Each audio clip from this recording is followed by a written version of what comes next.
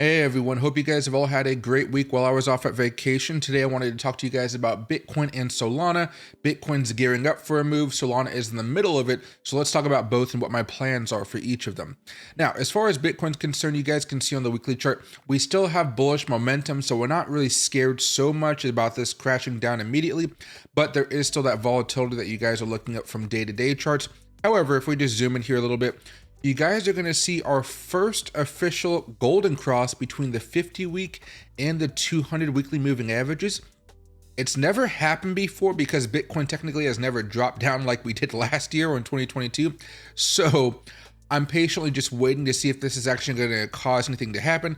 Just like before, these golden crosses here, the first time we ever had the 20 above the 200, that didn't really cause a major move because it happened after we actually had the pop, so it really didn't mean much. But nevertheless, I'm going to be watching it pretty closely.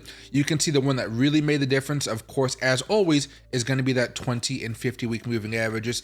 In hindsight, that was a great boom. I'm hoping in hindsight now, this would be a great boom. What's happening right now is, as you guys all know, Bitcoin's at a level of resistance. We're just consolidating and seeing how long it's going to take.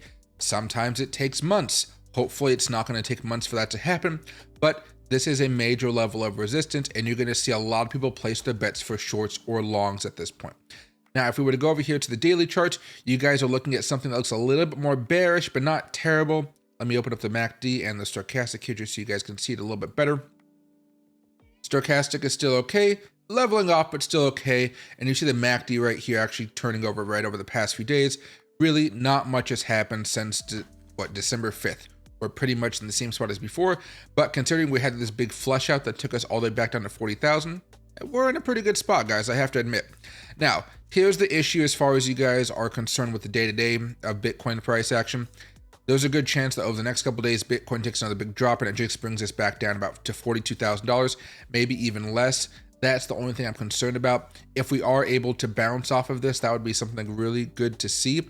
And by that, I mean the 20-day moving average. If I go over here to the 4-hour chart, you're going to see this is already pretty bearish over the last, about 2 days or so. And, not much has happened. We're just making a little bit of lower highs here. So that's kind of where you're seeing that momentum shift down, but nothing too crazy. I want you guys to pay attention to what happens when the 200 on the 4-hour chart creeps back up. That's going to be that big flashing warning sign. It just symbolizes that we've been kind of consolidating for a tad too long, and we really don't go into contact with this too much, okay? So just keep that in mind. Usually when we do want to come in contact, we want to see those golden crosses right here, and we want to see the 50 cross above the 200. That's really the golden signal here. 20 can be okay, but usually 50, 20, or excuse me, 200, 50, 200. That's usually what I'm looking for. That's the good stuff. I'd prefer if we made a move sooner rather than later, just so we can avoid that move, because that would bring us back down towards $40,000, in my opinion. Not something that would cause us to crash necessarily, but you would see people start to panic a little bit, and at least bringing us back down to 41,758, if not all the way back down, like I said, to 40,000.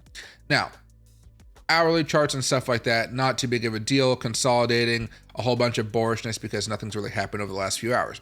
However, when it comes to things like Solana, this is something where I'd recommend you guys take extra care. Let me see if I can actually find it right here. This thing has been pumping for a while. Here's the weekly chart. You guys had a few buying opportunities. I guess the last one off of my indicators was back on October 2nd, so that was a long time ago. But since then, if you guys go over to the daily chart, you guys are going to see a lot of breakouts, and those breakouts are what most people have been looking for. I haven't really been doing many swing trades, partially because I've been on vacation, but partially I just don't like the swing trading atmosphere at this point.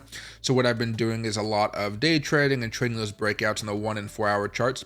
As we kind of look at Solana here, we're up towards 116 bucks right now. We're at another level of resistance, just like Bitcoin. Personally, I've actually started to touch the long-term Solana in my account. So that's the type of stuff I'm saving for the next time that Bitcoin hits an all-time high stuff. I'm actually shaving some of that off right now, and I'm just going to put it into a little pile because I think eventually Solana's going to come down quite a bit, and I'm going to be able to take an opportunity to buy Solana for very cheap. This is not something I normally do unless something is really going crazy and parabolic, and I want to make sure that, hey, things are getting out of control. I'm going to sell into this FOMO moment, and then from there, I'll have a lot of cash and powder to buy back in whenever this comes crashing and tumbling down. Don't get mad at me for saying that I'm, selling my Solana, but really, The day trades have been working out a lot better. The long-term holds I've been doing, I wouldn't consider much more of a swing trade. I was buying this a little bit when it was dumping, but I didn't buy as much as I wanted to because I was very scared back when the Luna stuff was going on that Solana was going to go to zero. So I really didn't take it full advantage of the opportunity. And I wouldn't be surprised if many people were like that as well. Maybe you guys took more advantage over the last few months as things were kind of stabilizing, and Solana, while still volatile, wasn't really, full on panic mode like we saw back in 2022, of course. All right. So these day trades seem to be the best thing for most of you guys at this point. I'd recommend using your simple breaker structures. They seem to be doing fairly well so far as giving you guys an opportunity to buy and do some smaller trades. If you guys want to swing trade, this is still something I guess most of you guys are going to be looking at. But oscillator wise, we're getting into that overbought territory again. I'm not really touching it at this point. Like I said, I am actually actively selling my positions. 4-hour chart, keep an eye on that MACD, keep an eye on that stochastic. We're so high up at this point, we're just going to be waiting for that breakdown, and that breakdown is going to be fairly easy to see, I would say. Basically, you're just looking for a few different trend lines like that. And once you start to break down below that, maybe even a death cross off of the daily charts, which is not going to happen for a while here, guys. All right. That's what I'm going to be looking for. So I don't see this thing actually having a major crash until at least early January. I mean, it might have like a little bit more of a dump, but as far as a sustained crash, I don't think it's going to happen anytime soon. This thing has been going higher and higher.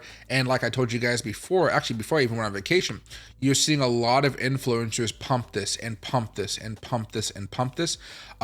It's all fun and games. Like, well, it's all, we're all trying to make money here. But just make sure you guys have that stop limit. You guys are trading responsibly, because if you open up that weekly chart, you guys are buying into this. You're not buying down here during my boring times that I like to accumulate for swing trades.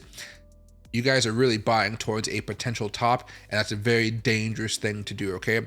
On the other side, though, if we can consolidate a little bit more than have that break at above the 120 level, 130 level, this thing really can go higher. I'm doing what I need to do to get out early, because I do think there's actually still an opportunity for us to even tackle all-time highs here. But I just want to make sure that no matter what happens, I'm taking a ludicrous amount of profit off of buying over here over the last few months. I wish I was able to get down here at $10. I was not brave enough to buy during that time. But, at least I've been able to 5x my return, actually a little bit more now. And I expect most of you guys will be playing with this. But please just be safe. I'm going to be really reinvesting a lot of my income back into some of those lower market cap coins. Solana is a very high market cap coin. If there's anything I know about them, is that they do come back down quite a bit afterwards, after they have the momentum, just like everything else, right? They're not exempt. Spell token is the last thing I'll talk to you guys about. We did a buy trade on this a while ago, right here. And I just told you guys I was gonna buy and hold and see where it goes. I actually did it on TradingViews just so you can see, but I have it in my other accounts. But basically it took a dip. Now it's starting to rip again. I'm hoping that this will continue to go higher. These lower market cap tokens are pretty much the ones that are making me the bulk of my money right now, because they're the only ones I'm actually thinking about selling. Most of the higher market cap tokens like a Bitcoin or Ethereum, I'm not really touching. Solana is kind of a special example or a special case just because it is going up so fast. And of course, if we go over here to coin market cap, you guys are definitely going to see that. Look at this. It's at number 4, right? Because it's been pushing up so high. Dogecoin's at number 10. AVAX is up here, been pumping up over the last few weeks as well. Up, what, almost 20% in the last 7 days. So you're seeing a lot of momentum here. We're waiting to see if Dogecoin can have a pump over the next 24 hours, something like that.